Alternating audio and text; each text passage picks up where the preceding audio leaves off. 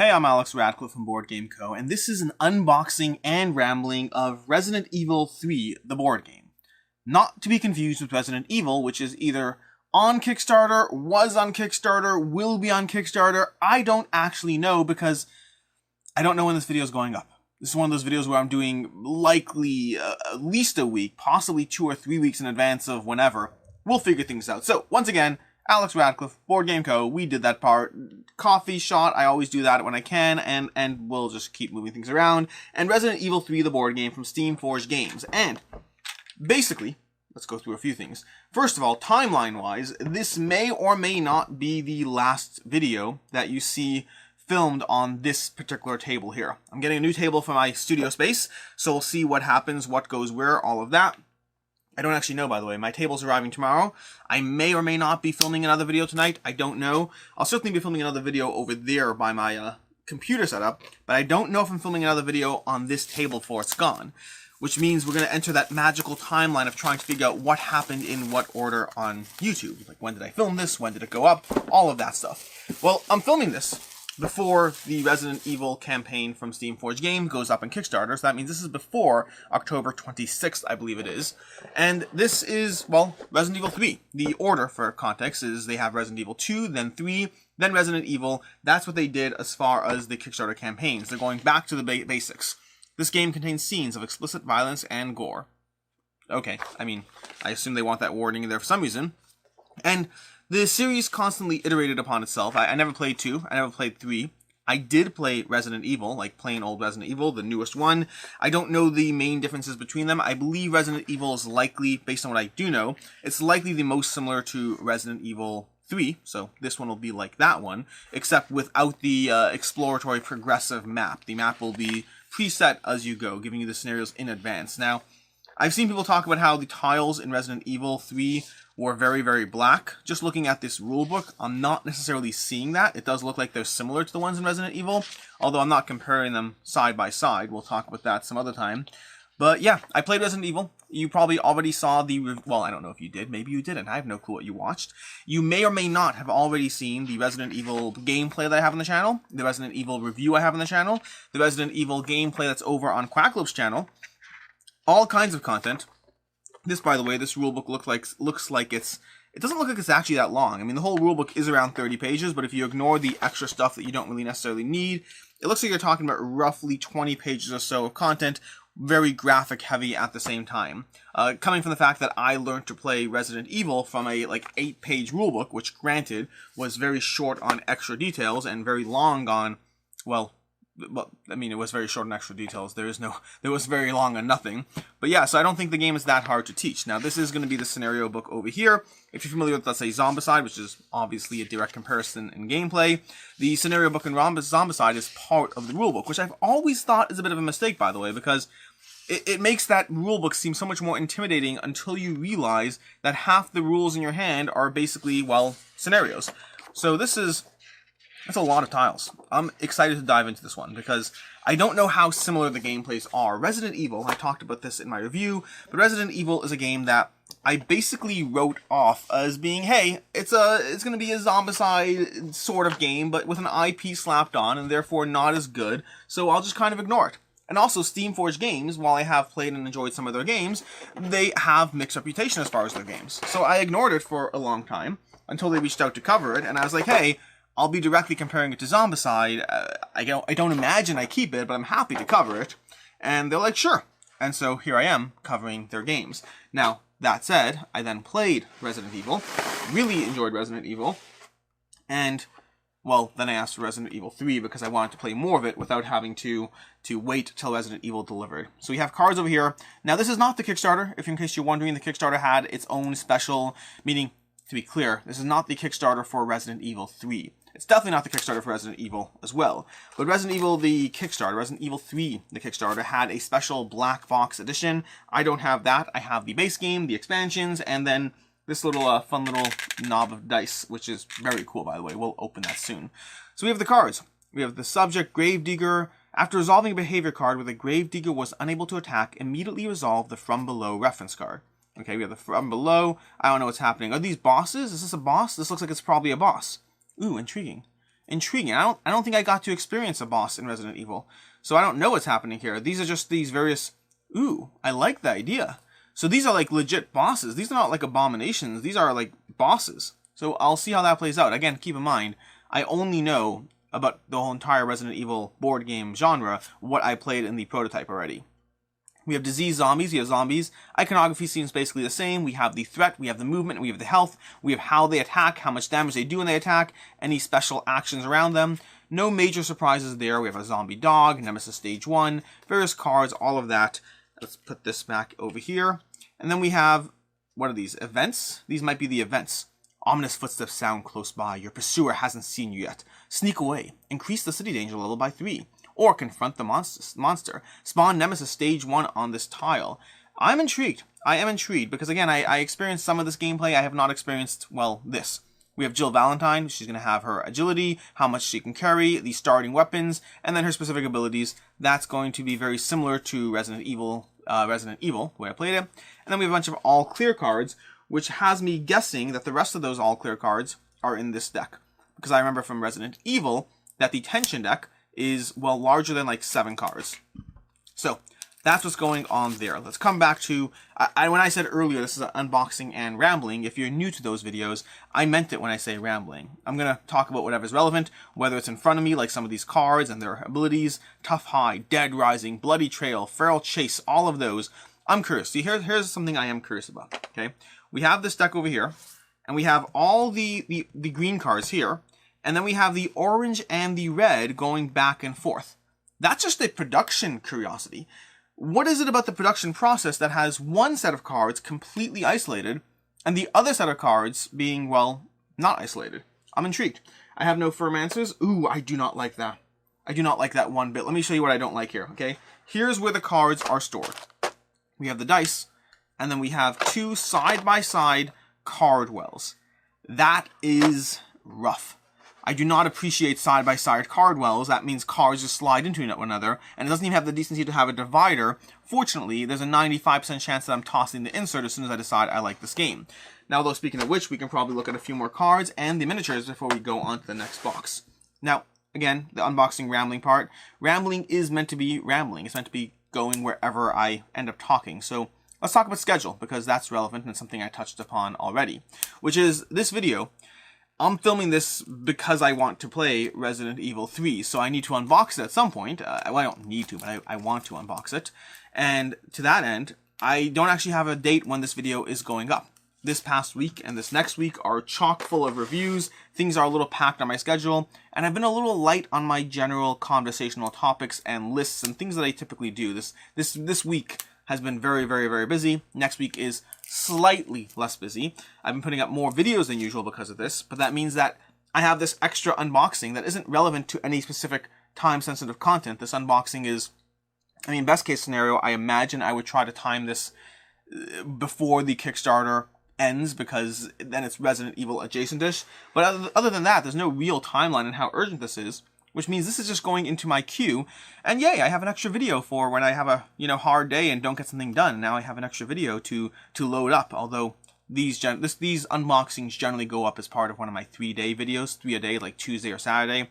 So yeah, either way, we have all these cards, we have these various items you'll find, the various doors. It looks like it has a lot of the same mechanics as Resident Evil, which, like I said, is the only Resident Evil game I've played so far. We have another frustrating card well over there where they're side by side. Not a fan of those. We have the shotgun. I'm a fan of that. We have the assault rifle. Roll 1 red dice and you can have 2 different options, plus you have rapid fire, but it's the ammo that's a problem. We have the grenade launcher, which will basically be exploding zombies in adjacent zones. We have the Eagle 6.0, which rolls 2 dice, has push and shoot, but a little high chance. Lots of different weapons here. I do like the weapon system. I do like the weapons. They're fun. They don't necessarily have the same... I mean, I have to go through it and see exactly what they have. But either way, let's go through that. So yeah, that's why the video is kind of in the flux of wherever. Now let's go through the zombies. This is an area where I'm not actually impressed. I was impressed by the gameplay. Resident Evil was a system that I said already, I was expecting to find it okay and then move on from. It actually was a lot of fun. I really enjoyed the gameplay and wanted Resident Evil 3. Where I'm still not impressed is the miniatures. The miniatures are okay. They do the job. Let's go ahead and show you some of these. But I am comparing them, and keep in mind, I think Steamforge Games, I think they make incredible miniatures. But I think the miniatures they make in their IP games are sometimes, not always, sometimes a bit lacking compared to what they can otherwise make. They're more restricted to certain sculpts or designs. When I'm comparing this to any other, game in this genre, I don't know what there is. There's Zombicide, there's Clue Death May Die, there's Sword and Sorcery. There's a lot of games that have dungeons and miniatures and piles of miniatures, Altar Quest. I would say these are less impressive compared to some of those. They're not bad, they're just less impressive. And again, they're less impressive even compared to Steamforge themselves. This is not a game that I'm playing because of the IP. This is not a game I'm playing because of the miniatures. This is a game I'm playing because I found the tension of trying to deal with a single zombie was actually rather fun. So we have the heroes over here. Just showing you, let's show you two more heroes. And again, these are the basic heroes.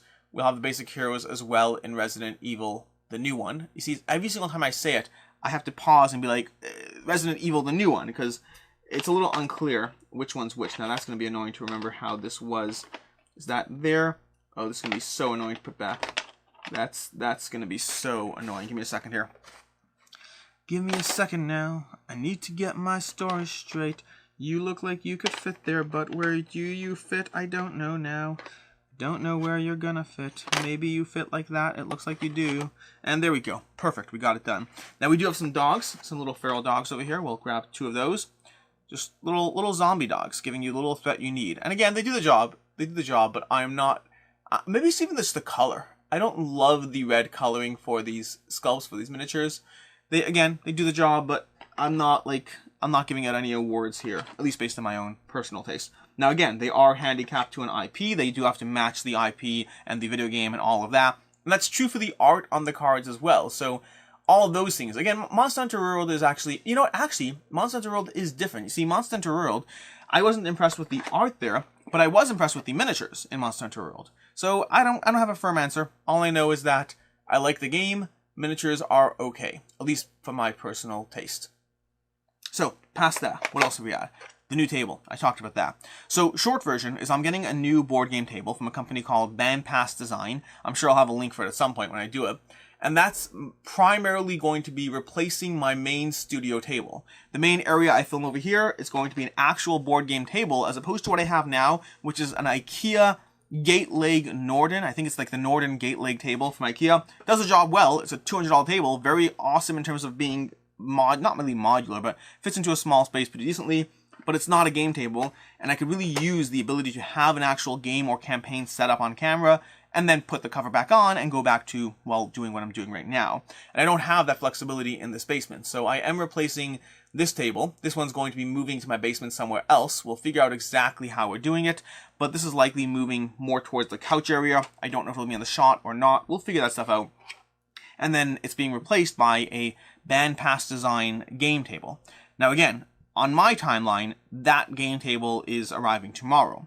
On your timeline, you've probably been watching videos with that table for a few weeks now, or we'll see exactly when, I don't know. Now, keep in mind, I will probably still have the wool cover over from most shots, unless I'm playing a game, then it might be different, I don't know. Still gonna be figuring out all this stuff out, but my point being that it may not always be obvious depending on the type of content I'm doing at any given point. Oh, I'm gonna need to keep that open.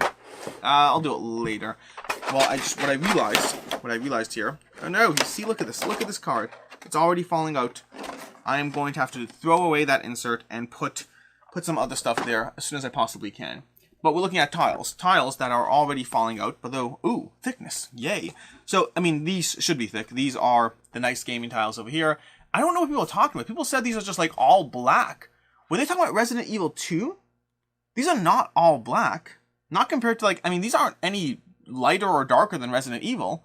Am I losing my mind? I don't think they are. Either way, I like the art in this tile. This is solid art. And then it has a solid degree of thickness. I've talked about some videos. Tiles have three thicknesses as far as I'm concerned. They have thick, regular, and then thin. These are thick, primarily because they're hosting mainly game tiles, so they have an option. They can print on two different punch boards, which some people might do, or they can print it all on the same punch board, and the benefit is your tokens are a little thicker than they would otherwise be because they're being suited to match the punch board. Now these go in that insert that I just pulled out, but I'm not going to do that right now. Instead, we'll draw out another tile or two. Let's go ahead and show you some of these. These are some of the artwork on the tiles. I think it's solid. Does the job. But again, I'm so confused. People who were saying that this was... When I did a gameplay of Resident Evil, people were saying how the gameplay, the tiles, looked much better than Resident Evil 3. I just don't feel that way. Unless they're saying it looks better than Resident Evil, in which case maybe, unless they're saying it looks better than Resident Evil 2, which I wouldn't know because I don't have that over here. Either way, I will figure that stuff out later because there's only so much time I'm going to waste on the hypothetical comments of what people may or may not have been saying. These are basically just the tiles you'd expect. They do the job. I like them. I like the different shapes. I like how it's not all just a single, like the Zombicide tiles are all just a single 9x9 grid. Gives you less creativity in terms of what you can do with them. They do the job, and it might be better in terms of putting it away and setup and stuff like that. But, and then we have these for more punchboard things, your health trackers, your various wounds over here. Your bullet dials you'll be creating, you'll be using these ammo launchers and then the various ammos that go underneath them, combined with some plastic pegs, I imagine. Where are the plastic pegs? Huh. Now I'm confused. Are the plastic pegs underneath here? Let's see. Dun dun dun. This is even more annoying. I am not impressed with this will. Okay, let's take that out there. And we have plastic pegs. Yeah, they're all over here. I'm trying to figure out where they were because I saw dice, but I didn't see the plastic pegs. Basically, those little things that connect dials. When you're constructing dials, you need those little black pegs that basically go together. Speaking of which, I'm already losing some pieces here. We'll figure that out later. Time to move on to the expansions. That's the base game. So if you buy the base game of Resident Evil, you've just seen everything you're getting in there. Expansion time. We're gonna open an expansion and see what's inside. We'll probably do the small one because I want to save the big one for last.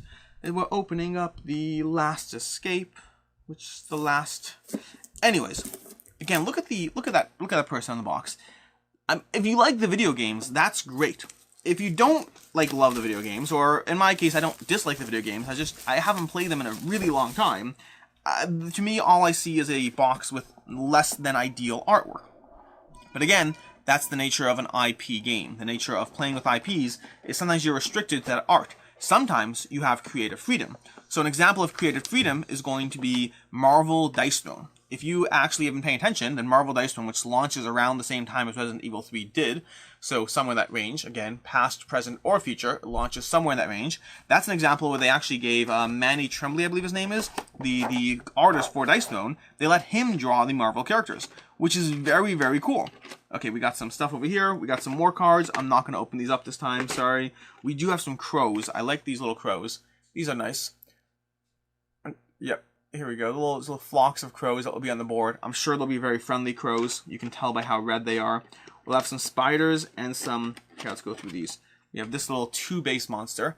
The monster's bases determine how many spaces they take up. So we have this guy over here, that little crawler. We have some spiders. If I can pull this out, there we go. I like the spiders. These are nice. These are nice. Look at that guy. He almost looks furry. You almost could pet him from that angle. And then we have one more thing that looks like it probably needs a few shots of something to get better, which is this guy. Yeah, you see what I'm talking about? He just needs maybe a shot, a day in the spa, and he'll be back to normal, good as new. And then all the characters, which I'm not going to take out of the box because of the issues I had last time, but we'll show them to you over here. Yep. That's the smaller box. One tile, a bunch of monsters, a bunch of cards, more options for your game, and hopefully I actually put this on the right order this time, like so. And are there scenarios in here? The Last Escape, are there scenarios? There are scenarios. There are actual scenarios in here as well. So we got all that in this box. Time for the next box. And by the way, if you hear screaming child up the stairs, it's because I'm filming this during daylight hours. So screaming, not screaming. He's being very, what's the word for it? Happy. Happy is the word. I think he's calling for Blippi, which is a YouTube show that he likes to watch that I don't like to watch. Okay.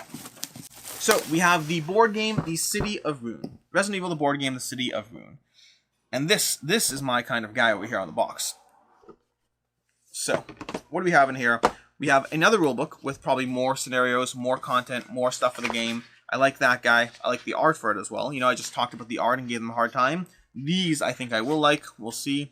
We have some more art, the extended campaign structure, new terrain elements, massive bases. Those are 4 bases, meaning 4 hexes, 2x2.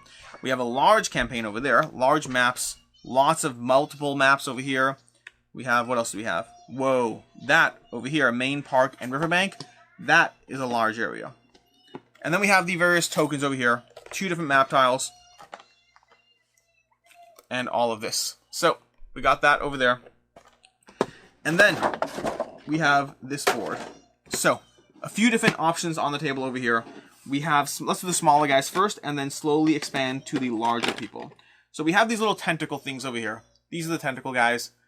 And again, I don't know if you ever played the video game. I played the video game quite some time ago. I've been debating. In fact, this would be helpful information.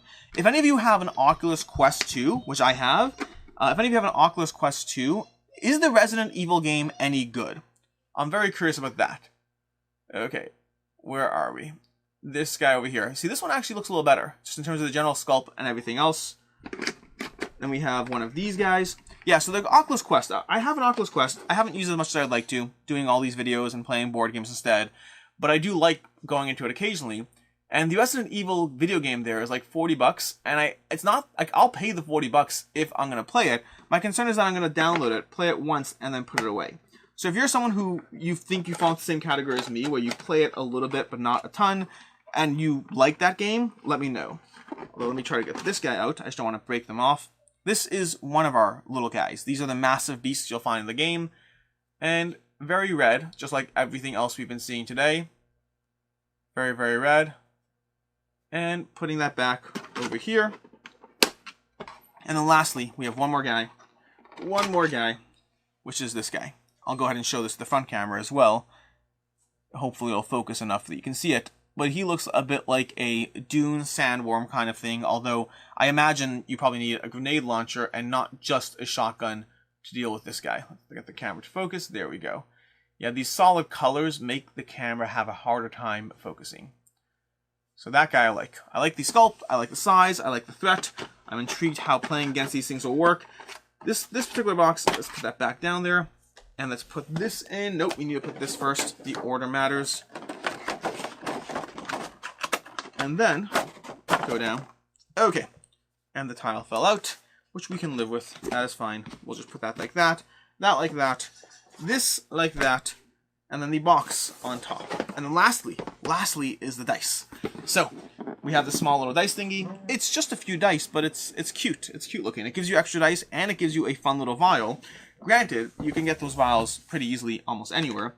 But here we go. We have a little foam thingy. That's helpful. And then we have our dice. So these are your Resident Evil dice. We have red dice, we have blue dice, and then we have a regular, well, not regular, because we got that symbol over there.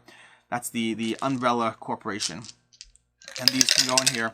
And yes, I will put this here so we don't have to deal with the loud cluttering. And instead, I can go and we're shaking up our thing.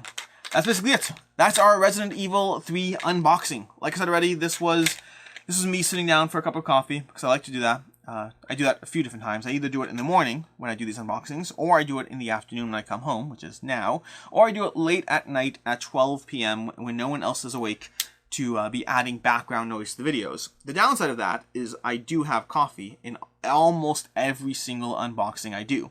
And I have that coffee regardless of what time it is.